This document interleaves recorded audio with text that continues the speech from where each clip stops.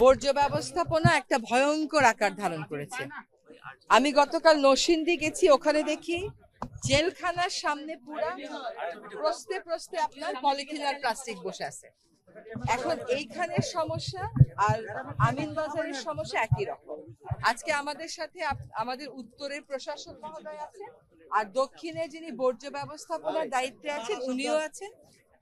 আসলে বর্জ্য কালেক্ট করে রাখা ব্যবস্থাপনার দায়িত্ব পরিবেশ মন্ত্রণালয়ের না, এটা হচ্ছে স্থানীয় সরকার এবং সিটি কর্পোরেশন, ঠিক আছে?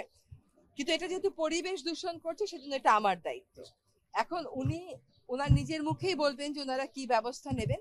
আপনারা আমাকে ইমেইলে জানিয়েছেন যে ব্যাটারি পোড়ানো হয়, আমি লোক পাঠিয়েছি পরিবেশ থেকে, পাঠিয়েছি না? ব্যাটারির ওটা আপনাদেরকে সাথে নিয়ে বন্ধ হয়েছে। আবার যখন যদি পোড়াবার ধৃষ্টতা দেখায় আবার জানাবেন। আপনাদের তো ওর নাম্বার আছেই, যে ম্যাজিস্ট্রেট এসেছিল তাকে ফোন করবেন, আবার এসে বন্ধ করা হবে।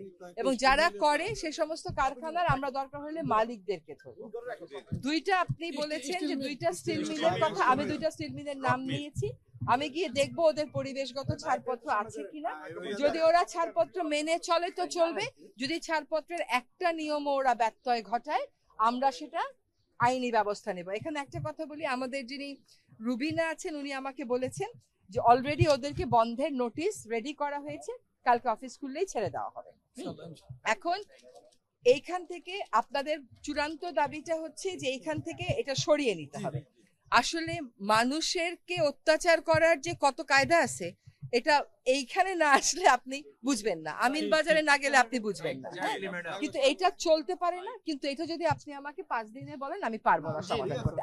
আমরা যেটা করতে পারবো সেটা হচ্ছে আপনি আসলে সামনে আপনি বলেন যে আগুনটা নিভাতে আপনি কি করতেছেন এবং কয়দিনের মধ্যে আগুন নিভাবে। এখানে যদি কোনো ব্যাটারি থাকে, আপনাদের কিন্তু সেকেন্ডারি ট্রান্সফার স্টেশন থাকে, তো ব্যাটারিগুলো সেকেন্ডারি ট্রান্সফার স্টেশন থেকে আলাদা করে প্রপারলি ব্যাটারি রিসাইকেল করে এমন জায়গায় পাঠিয়ে দিবেন।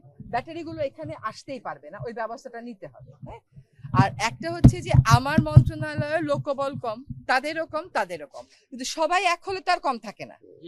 তাদের ম্যাজিস্ট্রেট, আমার ম্যাজিস্ট্রেট, রাজুকের ম্যাজিস্ট্রেট, দক্ষিণের ম্যাজিস্ট্রেট মিলে কাজ করলেই তার লোকবল কম থাকে না। হ্যাঁ, এইখানে আপনাদের এখান থেকে সরিয়ে নেওয়ার দাবিটা আপনারা নিজেরাই বলেছেন যে এটা সময় লাগবে, কিন্তু আসলে আপনার এখানে যে অবস্থা হয়েছে আমি সরাই আর কোথায় নেব? সেখানকার মানুষ তো বলবে আমার এখানে এসেন না। কালকে নরসিংদী জেলা প্রশাসককে জিজ্ঞেস করলাম যে আপনি অন্য জায়গায় করেন না কেন, বলে ম্যাডাম কোথাও গেলে লোকজন তেড়ে আসে, ল্যান্ডফিল করতে দেবে না। দিবে কেমন করে? কারণ ল্যান্ডফিল তো এইভাবে করার কথা না, ল্যান্ডফিলের একটা বৈজ্ঞানিক পন্থা আছে। কাজে এই দাবিটা আমরা অবশ্যই মাথায় নিলাম এবং আপনাদের এখানে আসবার আগে আমরা বসেছিলাম যে এইটা এখন একটা প্রকল্প বলে ওয়েস্ট টু এনার্জি, এটা আমিও শুনতেছি 22 বছর যাবত, কিন্তু কাজ আগায় না। কাজ যদি আগানো যায় আগানোর ব্যবস্থা করব। দুইটা কাজ এখানে করতে হবে, একটা হচ্ছে ব্যাটারির সীসা কোনোভাবেই এখানে ফেলে পুড়িয়ে তোলা যাবে না, দুই হচ্ছে কোনোভাবেই এখানে আগুন দেওয়া যাবে না। এই দুটা আমরা জরুরি ভিত্তিতে করব। এটার কোন রকম ব্যত্যয় হলে আপনারা কিন্তু আমাকে ফোন করেন, আমাকে ইমেইল করেন এবং আমি লোক পাঠাই, কিন্তু এটা প্রাথমিক দায়িত্ব দক্ষিণ সিটি কর্পোরেশনের। সেটা ব্যাপার না, সরকারে থাকলে সবকিছুর দায়িত্ব নিতে হবে। হ্যাঁ, তো এবার দক্ষিণ সিটি কর্পোরেশন থেকে শুনি যে ওনারা বলেছেন যে এখানে আপনারা যে আগুনটা লাগিয়েছেন এটা আপনারাই লাগিয়েছেন, ভলিউমটা কমাতে। এটার ব্যাপারে আপনারা কি করতেছেন? আর পরিবেশ থেকে জানতে চাইবো যে সীসার কারখানা দুটোর ব্যাপারে তারা কি পরিকল্পনা করেছে।